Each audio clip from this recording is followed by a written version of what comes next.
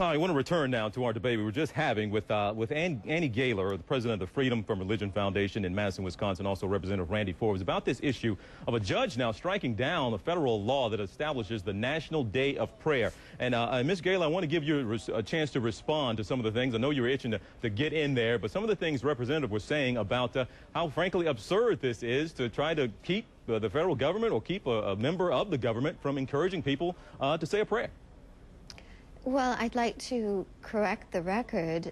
Many people came to this nation. We founded this nation in part by people who wanted to get away from religious tyranny in government, from their government telling them what religious ritual they had to engage in, what church they had to go to, who they had to tithe to.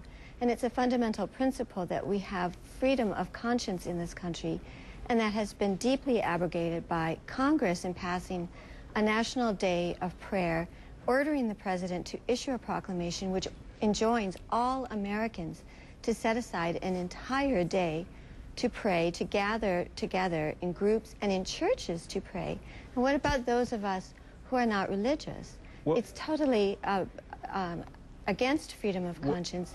We aren't opposing a National Day of Prayer for clergy, we're calling it. It's unconstitutional for the president and for Congress to set aside a day for prayer. Well, on that point, the law specifically says that people may turn to God in prayer and meditation, and it says at churches, in groups, and as individuals. So it doesn't necessarily say, hey, people, everybody, you got to pray to God, you got to go to church. So it's a little vague. You see, is there a little wiggle room, if you will, in that law? Because it's a mandated National Day of Prayer, and every single president has issued a proclamation urging all Americans to pray. And in fact, every proclamation has told us what to pray about, which I think shows a lot of temerity.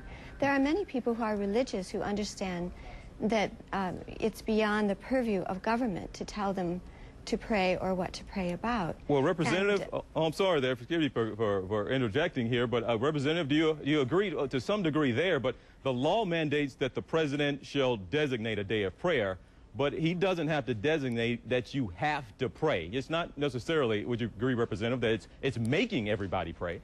That's exactly right. In fact, if you look, Ms. Gaylor has even tried to stop the Pledge of Allegiance from the flag from being in the National Visitor Center because it contained the word God. She thought that was offensive.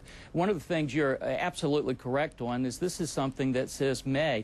And the founders of the Constitution and founders of our country realized that the First Amendment was never designed to be a brake or restrictor on ideas going into the marketplace of ideas, but rather a throttle. And we believe truly that in the marketplace of ideas, truth will win out. But Mrs. Gaylor wants to do is put a no trespassing sign when it comes to faith and religion and keep those ideas out. We just think that's wrong. Well, Ms. Gaylor, I'll let you respond there. A direct accusation that what you want to do is keep a no trespassing sign. It's kind of the way he said it. I'll let you respond. Well, government should not be in the business of religion. That is supposed to be up to individuals and churches. What the judge said was that if you can have a National Day of Prayer, well, you could also have a national day where you could set aside a month to fast for Ramadan. Or you could tell citizens that they have to go to an Indian sweat lodge or they have to engage in rune magic. This is beyond the scope of government. It's an intrusion into individual conscience, and everyone should object to it. Everyone can pray privately or have private prayer days, but the government should not be calling one. We are not a theocracy, and we were predicated on a separation between religion and government, and that has has made sure that we all have religious liberty. Well, Ms. Gaylor, is there an issue as well? And I know it's not law, but the president had a dinner recognizing Ramadan. He's had a couple of seders at the White House as well, and I know those don't go as far as establishing federal law, but are you as uncomfortable with the president making those moves as well? He's still establishing and also recognizing certain religion.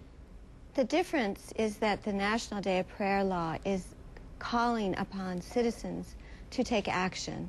It's setting aside an entire day and telling citizens that you are to observe a National Day of Prayer. And every proclamation has said that all Americans are to unite in prayer. That's the difference. Well, Representative, on that issue at least, and again, I know, again, on the law for people not that familiar with it, it does say may turn to God in prayer. It doesn't require people to pray, but Representative, at the same time, this is a law that serves, as some religious or constitutional scholars would say, serves no other purpose but to encourage people to engage in a religious exercise. That's it, and that's something that the judge who issued this ruling said as well. So should the government be in the business of doing that? There's no other purpose of this law but to encourage people to engage in a religious exercise. Well, first of all, that's what the judge says, but I think one of the things that's very important to recognize is that when you have a day like this, it also encourages people to go back to the Declaration of Independence, to appreciate our rights. Remember, in the Declaration of Independence, we're told that our rights actually came from the Creator, from God. If you look at the interpretation of this judge, she would declare that document to be unconstitutional were it written today. The other thing I would just suggest, That's if you go on Ms. ridiculous. Gaylor's if you go on her website, she says specifically that one of their purposes is to educate people in the non-existence of God. She has the right to do that and compete in the marketplace of ideas. She just shouldn't exclude people of faith and religion from also competing in that marketplace of ideas. She's had generations to argue that. She's just lost her argument. Ms. Gaylor, I got to go, but again, you have the right to respond to what he just said. Well, many Americans, 15% of Americans are non-religious, and we are Americans too. We are made political outsiders when this law is passed telling us that we have to observe a National Day of Prayer. Just keep religion and government separate. Religion and prayer flourishes in our country. There's no country where we have greater religious liberty, but we are very concerned about the religious encroachments in our laws and government, and that's where we want the separation. Well, Representative Forbes and Annie Gaylor, I appreciate you both being here. It's certainly something that taps into so much in our community, religious and non-religious. But thank you both for being here and for the debate. You all enjoy the rest of your weekend. All right, quick break here on CNN Sunday Morning. We're right back.